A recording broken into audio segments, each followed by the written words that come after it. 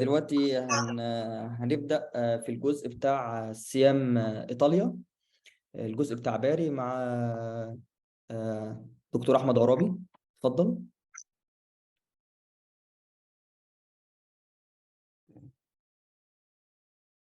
السلام عليكم، ازيكم يا شباب؟ ان شاء الله كلكم تكونوا بخير. انا احمد غرابي. انا خلصت ماجستير في سيامبري 2019، حاليا بدرس دكتوراه في جامعه تورينو في ايطاليا. هنتكلم عن سيامبري باعتبار ان انا احد الخريجين من المعهد. انا ممكن اشير سكرين. طبعا معلم. تمام، أعتقد الأوبشن طبعا. عندك ولا لأ؟ عندي لحظه واحده. اوكي، فول سكرين. انتوا شايفين السكرين كده؟ بس عايز أشيل ده. ظهرت عندي. اوكي، جميل. لا، ادوني بس اشيل حلو الكلام. طيب احنا بنكتب سيام باري عادي جدا. انا يعني ايه، هجرب. هنعمل تجربه ابلكيشن على دايركتلي على الويب سايت. يعني لو فتحنا اباوت اس ذا سيام بريوريتيز، هنلاقي المعاهد المختلفه للمعهد في ايطاليا، في زراجوزا، في فرنسا، في خانيا. دي الدول اللي موجوده اعضاء let's say في آه، او بيكونتريبيوتوا، بيشتركوا في المعهد. المعهد بيجي له دعم من ثلاث اماكن، من ثلاث مصادر: الاي يو، الاتحاد الاوروبي، والدول بتاعت البحر المتوسط المشتركه فيه، اللي عندها اشتراك فيه، اللي هي علامه موجوده هنا. وكذلك من مشاريع مختلفه يعني ايه بيتدخل المعاهد فند. فالدول دي اساسي المفروض المعهد اجباري يعتبر let's say ياخد منها طلبه. والدول الثانيه يعني ايه، على حسب، يعني بيبقى على حسب حاجات بتبقى كل سنه، يعني على حسب بادجت كل سنه وحاجات زي كده. فده بخصوص ما هو المعهد. عندنا في البارت بتاع education، لو دخلنا على ماسترز هنلاقي برامج الماسترز اللي موجوده في سيام باري. انا النهارده يعني ايه في البارت بتاعي، النهارده بنتكلم عن سيام، في البارت بتاعي بنتكلم عن باري في ايطاليا. فهم كم برنامج؟ اربع برامج: واحد، اثنين، ثلاثه، اربعه، خمسه. اوكي. آه واحد خاص بالووتر. خلينا ناخدهم واحد واحد احسن. فدي الصفحه بتاعت الماسترز. لو دخل يعني احنا لو دخلنا education ماسترز هنلاقي ده. طيب اوكي. ايه الشروط؟ طالب يكون درس على الاقل 3 سنين. 3 سنين اللي هي عندنا احنا 4 سنين اللي هي البكالوريوس. آه الدراسه بالانجلش. عندنا نوعين، او ليتس سي مرحلتين. فخلينا الاول نصنف الاقسام. الاقسام او البرامج 5 اقسام زي ما انتم شايفين: واحد، اثنين، ثلاثه، اربعه، خمسه. اول ثلاثه، اربعه، الاربعه دول ماستر اوف ساينس، ماجستير كامله، اللي هي اللي بتاهل للدكتوراه. الخامس اللي هو اسمه اوبن انوفيشن اند يوث انتربرينورشيب whatever، يعني برنامج خاص برياده الاعمال والابتكار. ده برنامج ماجستير مهنيه، اللي هي ماستر، مش ماستر اوف ساينس. ماجستير مهنيه، مش الطبيعي ان هي بتاهل لدكتوراه. هي بتبقى سنه واحده وبتاهل لسوق العمل، خلينا نقول. فالبرنامج ده لوحده، كيس لوحده، بتاع الانتربرينور شيب والانوفيشن. ده كيس لوحده، برنامج ماجستير مهنيه سنه واحده بس. وبالمناسبه ده يعني ايه، بالشراكه مع جامعه باري. يعني مش بس المعهد بتاع سيام باري، بالعكس، لا، ده مشترك مع سيام باري، مع جامعه باري في البرنامج ده. طيب الاربع برامج اللي معظم الناس مهتمين بيهم عشان بيأهلوا الدكتوراه، هم الاربعه دول ماستر اوف ساينس، بيطلعوا ماستر اوف ساينس. اللي هم واحد معني بالووتر مانجمنت، الري. الري بالمناسبه البرنامج ده مش بس لطلبه زراعه، ده كمان في طلبه هندسه بيدرسوا فيه. يعني هو بيقبل طلبه من زراعه ومن هندسه. طبعا هندسه زراعيه ليهم فرصه كبيره جدا اراضي قسم سويل، قسم زراعه، قسم اراضي، ليهم فرصه كبيره جدا في قسم في البرنامج بتاع الاريجيشن. هنفتحهم واحد واحد. تاني برنامج الاي بي ام، انتجريتد بيست مانجمنت، اداره متكامله للافات، معظمه وقايه نبات، حشرات، امراض نبات، وناس بتاعت بايوتك ليهم ابلكيشنز كتير قوي في الحته دي. تالت برنامج الميديترينيان اجريكلتشر، مش عارف ايه، يعني اورجانيك اجريكلتشر، الزراعه العضويه في حوض البحر المتوسط. معظم بتوع انتاج نباتي هيبقوا موجودين، ليهم فرص كتير فيه. اخر واحد ده برنامج جديد ما بقالوش تقريبا غير سنتين، يعني ما فيش حد اتخرج منه لغايه النهارده. البرنامج رقم 4 ده هو اسمه ايكو سيستم اند ريزيلينس حاجه. آه، بيناقش شويه ريموت سينسنج، شويه بريسيجن اجريكلتشر. هنفتح واحد واحد. فخلينا نافيجيت في الايه، في الويب سايت. دي فكره عامه عن البرامج، خلينا نافيجيت في الويب سايت. فاحنا دخلنا على الويب سايت، لقينا في education ماسترز، دي برامج الماجستير، معلومات عنها. ماستر اوف ساينس يبقى انت هتدرس 120 كريدتس اللي هم السنتين. لو هتاخد باري ماستر بروجرام هيبقى اول سنه بس اللي هي 60 كريدت. هيبقى بعد كده بيقول لك ان السيسز هتتعمل بالانجلش. هتاخد في الاخر دبلومه سبلمنت اللي هي زي الترانسكريبت عندنا كده. طيب اوكي، كل واحده من دول هي لينك تدوس عليه يفتح البرنامج. انا عشان نريح نفسينا البرامج كلها مفتوحه هنا. فادي البرامج اهي. اول واحد بتاع الووتر اند لاند مانجمنت هناخده كاكزامبل، وبعدين الباقي كله يعتبر هيبقى زيه. ففتحناه الماستر بروجرام اول سنه 1 اكاديميك يير هيبقى 60 كريدت. ماستر اوف ساينس هيبقى 2 اكاديميك يير اللي هي 120 كريدت. المعلومات عن اللي هيحصل خلال السنه. آه، يعني مقدمه خلينا نقول عن البرنامج ده بيأهلك لايه، البروفيشنال كارير وما الى ذلك. البينيفيشري اند سكولرشيبس، ايه الحاجات اللي هتيجي يعني هتستفيد بيها. خلينا نقول الناس طلبه سيام باري هتجرانت سكولرشيب. والله يعني دي فرصه. ممكن نقول كلمتين بس كده عن موضوع السكولرشيب. بصوا يا جماعه، في بشكل عام يعني المنح الدراسيه بتيجي بكذا طريقه يعني. ممكن تيجي من الجهه اللي بتقدم لك التعليم تديك المنحه. زي هنا مثلا. ممكن تيجي ان الجهه اللي بتقدم لك التعليم خلينا نقول بتوجهك لمنظمه في نفس المكان او كده، بتساعدك وتديك منحه. زي مثلا الكيس بتاعت سيام مونتلييه في فرنسا. هو هيديك 70 يورو زي ما الدكتور قال، دكتور هشام قال. هم في سيام فرنسا هم بيدوك 70 يورو ويوجهوك لجهه ثانيه بتساعدك بتديك حوالي 130 يورو. ففي البادجت بشكل عام بقى معاك 200 يورو. دي طريقه ثانيه للمنح. الطريقه الثالثه المنح ان انت بتقدم على مؤسسه تعليميه، تقدم على مؤسسه ثانيه تديك منحه، وتحتاج تتقبل هنا وتتقبل هنا، وده بيساعدك في ان انت تدفع ده. سيام باري الموديل الاول اللي هو ايه، هو الجهه التعليميه هي اللي بتديك المنحه. تمام. فانت هتقدم ابلكيشن واحد بس. آه هتاخد المنحه بناء على رانكينج ليست، يعني هتعمل انترفيوهات وكل واحد هياخد سكور، واعلى هم هياخدوا 10 السنه دي، فاعلى 10 هيتقبلوا ان شاء الله، ربنا يوفقهم. السكولار شيب في سيام باري كلها فول سكولار شيب، ما فيش حاجه اسمها بارشل سكولار شيب. دي نقطه ثانيه. المنح بتبقى يا اما منحه اللي هي سكولار شيب، يا اما فول، يا اما بارشل، يا اما ويز نو سكولار شيب خالص. ف وعلى اساس بقى الرينج ده في جريد. احنا هنديك من اول هنديك كل حاجه، وهنديك تذاكر طيران، وهنطلع لك الفيزا ببلاش. يعني مش ببلاش، يعني احنا هندفع لك ثمن الفيزا، خلينا نقول كل حاجه. او لا، احنا هنصرف عليك في التعليم بس، انت تعالى بتذاكر طيران وانت طلع الفيزا لنفسك.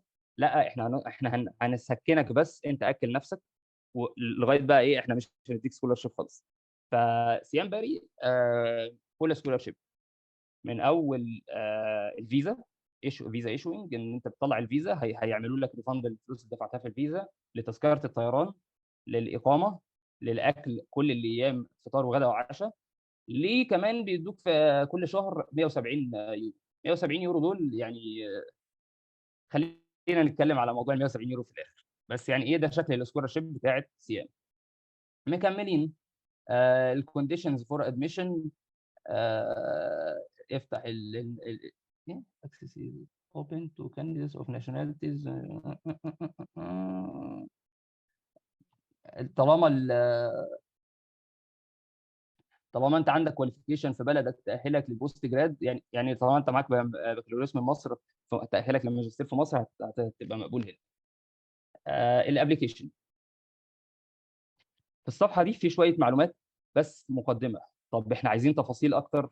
الفايلين الجمال دول انفورميشن شيت والبروجرام. الموديل ده موجود كذلك في البرنامج الثاني بتاع الاي بي ام، في البرنامج الثالث بتاع الاورجانيك اجريكلتشر، في البرنامج الرابع بتاع السستينبل اجرو ايكو سيستم اند ريزيلينس، نفس القصه والفايلين. حتى في البرنامج الخامس اللي احنا قلنا ده وضع مختلف شويه عشان ده ماستر مش ماستر ساينس، يعني ماجستير مهنيه مش ماجستير علميه، بروفيشنال ماستر يعني. برضو في نفس الاثنين الفايل. اوكي. تعالوا نافيجيت للفايلز. فاحنا مثلا كنا دلوقتي شغالين في الاريجيشن اللي هو sustainable water and land management in agriculture، مش irrigation بس يعني احنا بنقول عليه كده. نزلنا الفايلين. فين الفايلين؟ اهو. ادي اول فايل اللي هو اسمه information sheet. في ايه الانفورميشن شيت؟ في description. يعني انتوا هتنزلوا الفايلات دي وتشوفوا ايه اكتر حاجه مناسبه، يعني هتفتحوا كذا واحد الانفورميشن شيت بتاع الاربع برامج خلينا نقول، او انت مجرد من العنوان هتعرف ايه اقرب حاجه للتخصص بتاعك، وبعدين تفتح الانفورميشن شيت تقرا. دي معلومات عن عن البرنامج، كل دي معلومات عن البرنامج. بعد كده الاورجنايزيشن هم هتاخد اول سنه 60 كريدت، ثاني سنه 60 كريدت، اول سنه 9 شهور بيبداوا من شهر 10 شهر 6، بعدين هتاخد راحه 3 شهور. بعد كده ان شاء الله بعون الله اذا مقبول اذا اتقبلت في السنه الثانيه، ودي حاجه هنتكلم فيها. عمار انا لو الوقت سرقني يقول لي انت فاضل لك مثلا 10 دقائق، انا اظن دلوقتي بقى لي ربع لا ساعه ولا تمام، انت حاجه. بس لو اتكلمت سريعا عن كل بروجرام وامسك واحد منهم ازاي تقدم فيه، ما لانه هو واحد ما, منهم بينطبق على الباقي. تمام كده ما الوقت معاك هو تمام. ده طيب اوكي. السنه الاولى 9 شهور من شهر 10 لشهر 6، بعد كده هتاخد بريك 3 شهور. خلال الثلاث شهور دول هيجي لك نوتيفيكيشن ان انت ان شاء الله اتقبلت في السنه الثانيه. تكمل السنه الثانيه. السنه الثانيه بقى هي 12 شهر كامله من شهر 11 لشهر 10. طيب اوكي. الكانديديت بروفايل يكون خريج عنده ايه؟ عنده يعني شهاده بكالوريوس. هنا في شويه ايه يعني ممكن الناس تتلخبط. شهاده بكالوريوس ما تشغلوش بالكم قوي بحته 180 كريدت، لان الكريدتس دي غير الكريدتس بتاعتنا. الكريدتس بتاعتنا اسمها يو اس كريدتس، الكريدت دي اسمها يوروبيان كريدت مش عارف ايه سيستم. فالكريدتس بتاعتنا تقريبا الواحد من عندنا باثنين او اثنين ونص على حسب الماده فيها براكتيكال ولا لا، قصه كده يعني. المهم ان البكالوريوس بتاعتنا هي تنفع جدا، مفيش مشكله فيها بالنسبه للسياق. اوكي. كذلك برضو السنين 4 or 5 years برضو على حسب دول مختلفه. البكالوريوس بتاعتنا جود انف. اوكي. يكون عندك جود نولج للانجلش سبوكن اند ريتن. يكون عندك شويه كمبيوتر سكيلز يعني. البروسيس عباره عن ايه؟ انت هتقدم ابلكيشن، الابلكيشن يتقبل فتتاهل لانترفيو ان شاء الله، تأدي كويس في الانترفيو فتتقبل. فهم 2 ستيبس اوف ادميشن يعني. الابلكيشن اونلاين ده كان السنه اللي فاتت، الديدلاين بتاعه كان السنه اللي فاتت في اخر 5، بس انت تابع من اول شهر 3، تابع الويب سايت. الريجستريشن فيز والتويشن فيز ان شاء الله تاخدوا سكولارشيب، مفيش الكلام ده. بس على كل يعني هي دي. بس هو سيام باري بيطلع فول سكولارشيبس يعني، ان شاء الله اتقبلت فانت فول سكولارشيب. دراسه بالانجليزي. اوكي. ايه تاني بنشوفه في الويب سايت؟ دي الكونتنت. كل واحد بقى الحته التكنيكال بتاعته هيعرف هو ليه فيه ولا لا. يعني كونتنت هنا sustainability in agriculture ده introduction، بعد كده هيتكلم عن land and water management، كده هيتكلم عن on farm irrigation، بعد كده يطلع بره على irrigation planning and design and management. smart tools فيها حته ايه جي اي اس وما الى ذلك. الالترناتيف ووتر ايكونومكس بوليسي. دول تو theoretical خلينا نقول موديولز. بعد كده كل دي ايه محاضرات، يعني السنه الاولى بتبقى كلها محاضرات، في الاخر بتعمل بروجكت، بس بروجكت بسيط زي مشروع التخرج عندنا كده، ما هواش يعني ثيسز وكده، انت بروجكت وبتعمل له برزنتيشن وتقرير وبس كده، مش اطروحه يعني، مش اللي هي الثيسز. احنا عندنا اسمها الاطروحه، اسمها ايه، رساله مش رساله. طيب السنه الثانيه هيبقى فيها بقى اطروحه، فيها رساله.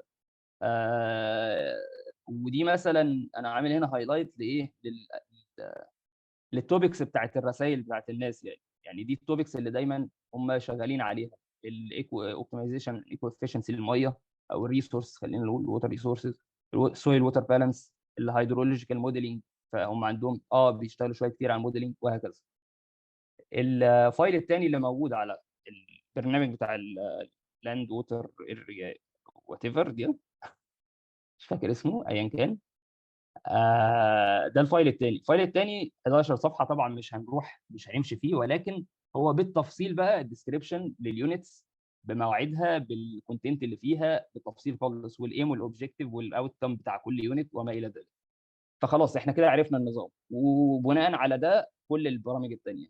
انا هنا مش منزل غير الفايلين غير للبرنامج ده. بعد كده هنبص بس على اول فايل اللي هو بيبقى صفحتين في كل برنامج. تمام. ده تاني برنامج، الانتجريتد بيست مانجمنت. ده شويه بتوع وقايه نبات. هنسكرول بقى البرامج بسرعه. برضو عايز نيو جرادويت ويانج بروفيشنالز، عايز هو ديجري، بس عايز. معلش، حاول بس تقول اسماء البروجرام بالعربي، او يعني قد ما تقدر اعرب الكلام بس، معلش. اوكي. طيب اول برنامج استخدام الميه والاراضي الزراعيه، واداره الاراضي الزراعيه، استدامه الماء والاراضي، واداره الاراضي الزراعيه. اوكي، استدامه الماء واداره الاراضي الزراعيه.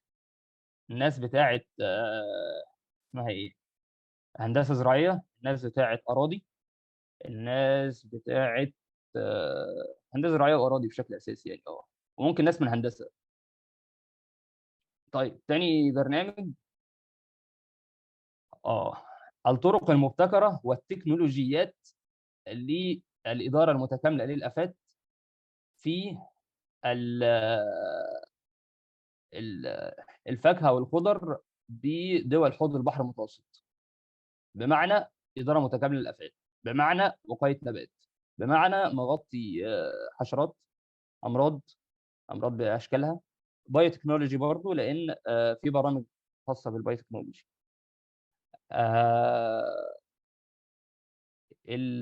الكونتنت، المحتوى زي ما انتم شايفين كده، نفس الكلام برضه، نفس المتطلبات، نفس التفاصيل، مع فرق المحتوى العلمي بقى. هنا المحتوى العلمي الاستدامه في الزراعه وانتاج الاغذيه. اول حاجه خلينا نقول قواعد وقوانين خاصه باداره الاداره المتكامله للافات. بعد كده الطرق الحديثه في اداره الافات برضو والامراض. بعد كده وحده عن الفيروسات، الامراض الفيروسيه في الخضر والفاكهه، وحده عن الامراض البكتيريه في الخضر والفاكهه، وحده عن الحشرات في الخضر والفاكهه كذلك، وحده عن طرق والتحكم في المعاملات ما بعد الحصاد، برضو التحكم في ايه، في الامراض والحشرات. بعد كده اخر وحده بيتكلم عن الطرق الحديثه لل خلينا نقول ايه، لمراقبه وتوقع يعني وجود الافات والحشرات، يعني الامراض والحشرات.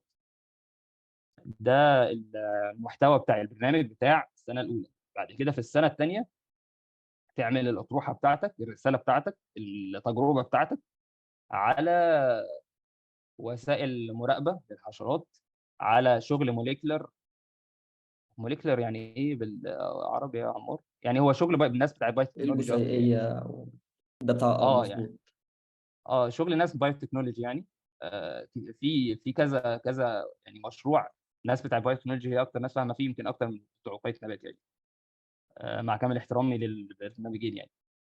الحيثيات بتاعه الامراض بتاعه النبات، الريموت سينسنج، في دايما مشروع او اتنين كل سنه بيبقوا شغالين على الريموت سينسنج استشعار عن بعد والحاجات دي، وكذلك الموديل بتاع التوقع بتاع الامراض. فده الخاص بوقايه النبات. ثالث برنامج خاص بالزراعه العضويه، نفس الوصف يعتبر.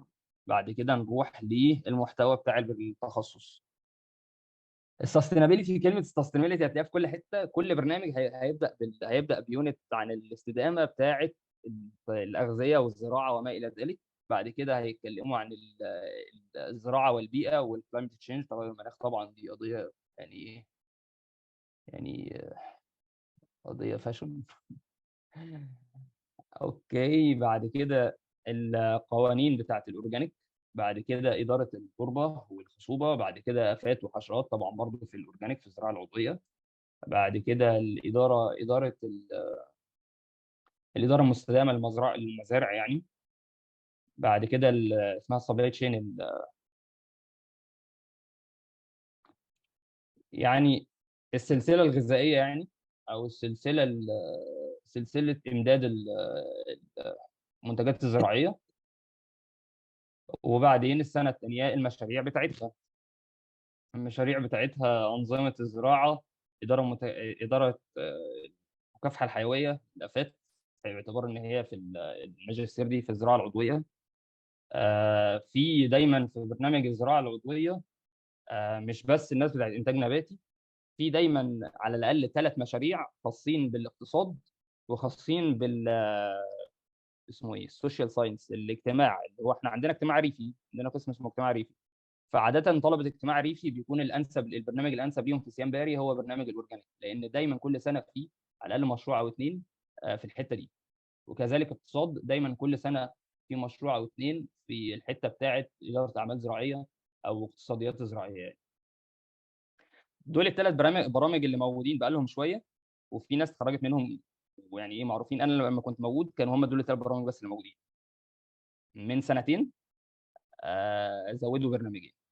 البرنامج الاول هو الاجرو ايكو سيستم. ده الناس دلوقتي في سنه ثانيه، لسه مفيش حد اتخرج. انا اسف ان انا طولت عليك والله. هخلص دلوقتي حالا. ده اخر حاجه يعني.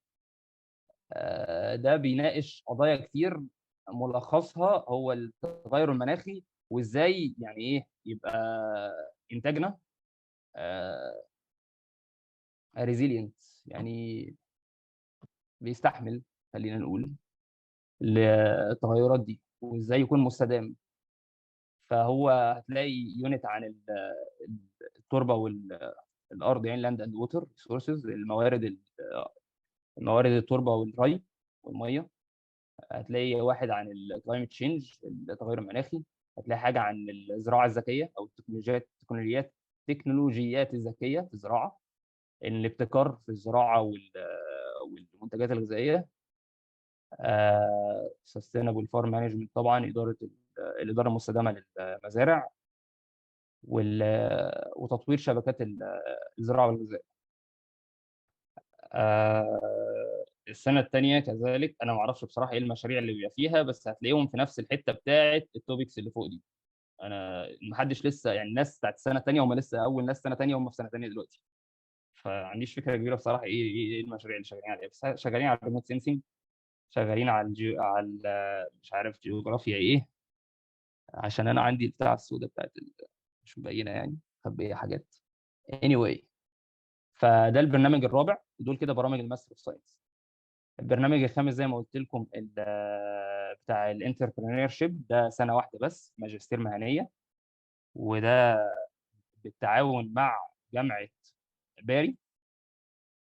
عشان الخص، انت هتعمل ابلكيشن، هتخش، انت قررت ان هو ده تمام، البرنامج اللي انت عايزه، هتدوس ابلكيشن، هتعمل ريجستريشن، يعني هتعمل تسجيل على الموقع، هتحط الحاجات اللي هم طالبينها. لحظه كده نشوف ايه الحاجات اللي هم طالبينها. على العموم انا حافظهم. شهاده تخرج بالانجليزي، ترانسكريبت مواد بالانجليزي، 2 ريكومنديشن ليتر، جوابين ترشيح من 2 دكاتره مختلفين، السي في، و اسمه موتيفيشن ليتر او كفر ليتر. هو اظن انتوا لو كتبتوا على جوجل هتعرفوا ايه هو موتيفيشن ليتر. على العموم هو جواب انت بتجاوب فيه على شويه اسئله، اللي هم 3 اسئله: انت مين، وايه اللي يخليك مؤهل للمنحه دي، واشمعنى المنحه دي اللي انت عايزها.